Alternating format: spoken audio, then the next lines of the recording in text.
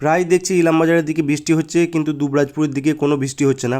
তো আজকেও সেম ব্যাপার, ইলামবাজারের দিকে সকালে একদম ভালো বৃষ্টি হলো, আর এদিকে রাস্তাঘাট একদম শুকনো। তো যাই হোক, জয়দেব মোড়ে নেমে তারপরে দেবাশিসে বাইকে বেরিয়ে পড়লাম। আর এদিকে রাস্তায় অনেক দিন পর ছোট ট্রাক্টর দেখতে পেলাম আর কি। তো এই যে ছোট্ট মতো ট্রাক্টর। তো যাই হোক, দেবাশিসের সাথে বাইকে চলে এলাম ডিউটি। নমস্কার বন্ধুরা, স্বাগত সবাইকে নতুন একটা ব্লগে। আর আজ হচ্ছে 2রা জুলাই মঙ্গলবার। তো চলে এসেছি ডিউটি, আর এখন আছি 13 নম্বর গেটে। এই যে পিছনে 13 নম্বর গেট। তো আজকে দুভাগে গ্যাং ডিভাইড হয়েছে।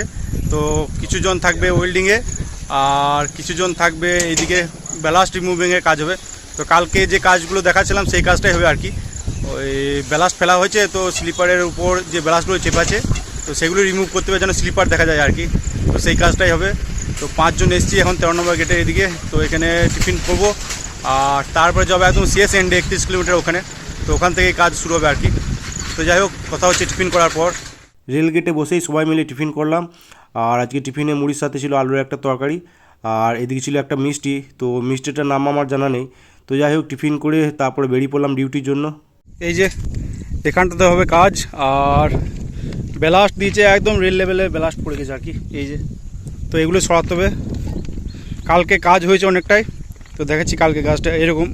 এই যে এরকমভাবে সরাতে হবে আর কি, যাতে একদম স্লিপারের এন্ড অবধি আর কি থাকে ব্যালাস্ট, রেল পর্যন্ত যেন না আসে আর কি। এই সাইডের এই খেজুর গাছটায় দেখছি ভালোই খেজুর পেকে আছে, কিন্তু প্রচণ্ড ঝোপ, একদম পাতা ঝোপে ভর্তি। যা খেজুর আছে সব ভেতর দিকে আছে, পাকা পাকা খেজুরগুলো। তো দেখি কোনোরকমভাবে পাড়া যায় কি না, ব্যবস্থা কী করা যায়। তো শেষমেশ অনেক কায়দা করার পর শুকুরদাই ব্যবস্থা করলো খেজুর পাড়ার।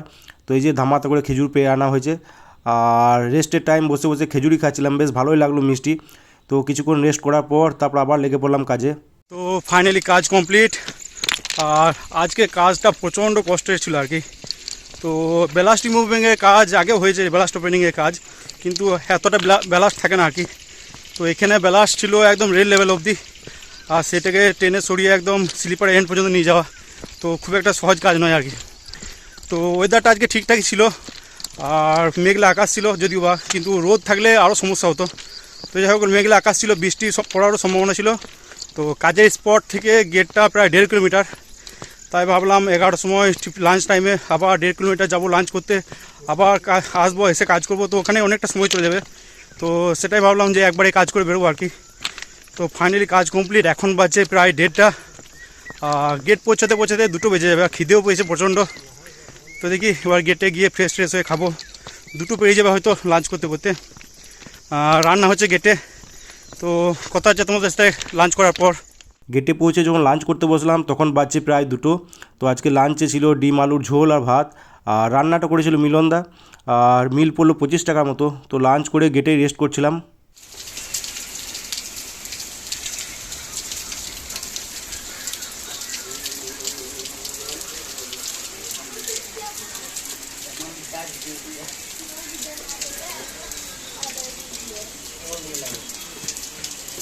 A few moments later. বৃষ্টি থামার পর রেলগেট থেকে রেস্টরুম এলাম, আর তারপর রেস্টরুমে এসে রেডি হয়ে এই বাড়ি বেরোবো। আর দেখছি আবার বৃষ্টি শুরু হয়ে গেছে। তো দেখি কিভাবে বাড়ি যাব সেটাই ভাবছি। আজকের মতো ডিউটি শেষ, আর এদিকে প্রচণ্ড বৃষ্টি শুরু হয়েছে। তো ছাতা নিয়েই বেরিয়ে পড়লাম। দেখি আশ্রম মোড় গিয়ে যদি ডাইরেক্ট বাস পাওয়া যায় রাজনগর বোলপুর, তো ভালো। নইলে আবার পাওয়ার হাউস যেতে হবে টোটোতে করে, তারপর সেখান থেকে বাস ধরতে হবে। আর দেখি কখন বাস পাই। নর্মালি ডিউটি শেষে বাড়ি ফেরার সময় যদি বৃষ্টি হয় তাহলে বাসেই চলে আসি ডাইরেক্ট আর কি। কারণ দেবাসের সাথে বাইকে আসতে গেলে আবার রেনকোট পরতে হবে, আবার রেনকোট পরে আবার জয়দেব মোড়ে নামা, আর তাড়াতাড়ি বাস চলে এলে আবার তাড়াহুড়ো করে রেনকোট গোটানো খুব ঝামেলার ব্যাপার আর কি।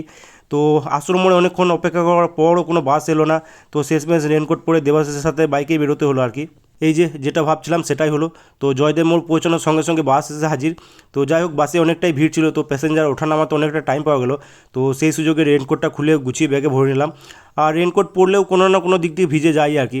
তো বাইকে যাওয়ার সময় সামনের দিক থেকে যে ঝিরটা আসে, তো মাথা আর মুখটা ভিজেই যায় অলরেডি। তো যাই হোক, বাস ধরে তারপরে চলে এলাম বাড়ি।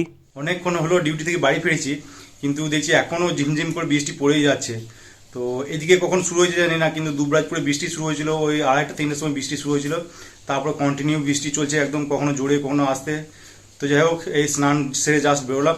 আর ট্যাঙ্কের জল আজকে যা ঠান্ডা, এটাই প্রবলেম হয়, বৃষ্টি হলেই ট্যাঙ্কের জল প্রচণ্ড ঠান্ডা হয়ে যায় আর কি। তো যাই হোক, এবার দেখি নিচেতে যাবো, নিচে দিকে কিছু খাবো। আর তারপর লম্বা রেস্ট করব, কারণ আজকে প্রচণ্ড টায়ার্ড। আজকে যে কাজটা ছিল খুবই হার্ড কাজ। তো বেলাস্ট ওপেনিংয়ের কাজ প্রচণ্ড হার্ড হয়, কারণ শরীরের সমস্ত অঙ্গ দিয়ে প্রেসার লাগাতে হয় আর কি।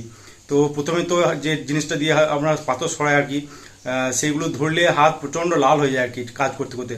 তো হাত তো লাল হয়, তারপরে ওই কবজি বা রিস্টে প্রেসার পড়ে প্রচণ্ড, তারপরে আর্ম, তারপরে বাইসেপ, ট্রাইসেপ, কাঁধ, পিঠ, তারপরে কোমর, ঘাড়, পেট আর থাই সমস্ত জায়গায় ব্যথা পেন হয় আর কি। তো সমস্ত জায়গা দিয়ে ফুল প্রেসার লাগাতে হয় আর কি কাজ করতে গেলে। আর কাজ আজকে অনেকটাই কাজ ছিল, প্রায় 5 ঘন্টা কন্টিনিউ কাজ হয়েছে। 8:30টার সময় শুরু করেছিলাম কাজ, শেষ হলো প্রায় 1:30টার সময়। তো কন্টিনিউ কাজ একদম, মাঝে 5 মিনিট করে রেস্ট নেওয়া, তারপর আবার কাজে লেগে পড়া। তো আজকে প্রচণ্ড খাটনি হয়ে গেলো কাজে। তো যাই হোক, এবার দেখি রেস্ট করবো। তো নর্মালি কী হয়, অনেকদিন পর এই ধরনের কাজ হলে প্রথম দিনটা খুব কষ্টের হয় আর কি, চাপ হয় প্রথম দিনটা। তো 2-1 দিন করার পর আবার নর্মাল হয়ে যায় আর কি। তো যাই হোক, কাল পরশু যদি সেম কাজ হয় খুব একটা অসুবিধা হলো মনে হয় না 2-1 দিন পর থেকে। তো যাই, এবার নিচের দিকে কিছু খেয়ে তারপরে পরে কথা হচ্ছে তোমাদের সাথে। বাড়ি ফেরার সময় গরম গরম চপ এনেছিলাম, তো সেটা নিয়েই বসলাম। তো মুড়ির সাথে নিলাম চানাচুর আর একটা চপ। তো চপের দাম দেখছি এখন বাড়িয়েছে, আগে 5 টাকা ছিল, এখন করেছে 6 টাকা। তো চপ, মুড়ি ছিল, আর এদিকে ছিল গরম গরম লাল চা। তো চানাচুর, মুড়ি, চপ আর চা খেয়ে তারপরে রেস্ট করছিলাম নিচেতেই। তো উঠলাম একদম ডিনার করার সময়। সন্ধ্যায় মুড়ি খেয়ে পেট একদম ভর্তি ছিল, তো একটু লেটেই ডিনার করতে বসলাম। প্রায় 11টার সময় বসলাম ডিনার করতে। আর আজকে ডিনারে ভাতের সাথে ছিল কাঁচা পেঁয়াজ দিয়ে আলু সানা, এদিকে ছিল চপ সানা, আর ছিল পুঁই, কচু আর ডালের একটা সবজি। তো ডিনার করে তারপরে চলে এলাম ওপরে। তো ডিনার করে চলে এলাম উপরে। আর এদিকে দেখছি ফাইনালি বৃষ্টি থেমে গেছে, কিন্তু এখনও মেঘ করা আছে, রাত্রের দিকে আবার বৃষ্টি হতে পারে আর কি। তো যাই হোক, আজকে ব্লগটা এখানে এন্ড করছি। ভিডিও ভালো লেগে থাকলে লাইক অবশ্যই করে দিও, আর ইউটিউব থেকে দেখলে সাবস্ক্রাইব করে নিও, ফেসবুক থেকে দেখলে ফলো করে নিও। তো আজকের মতো টাটা, বাই বাই, দেখা হচ্ছে আবার কালকে।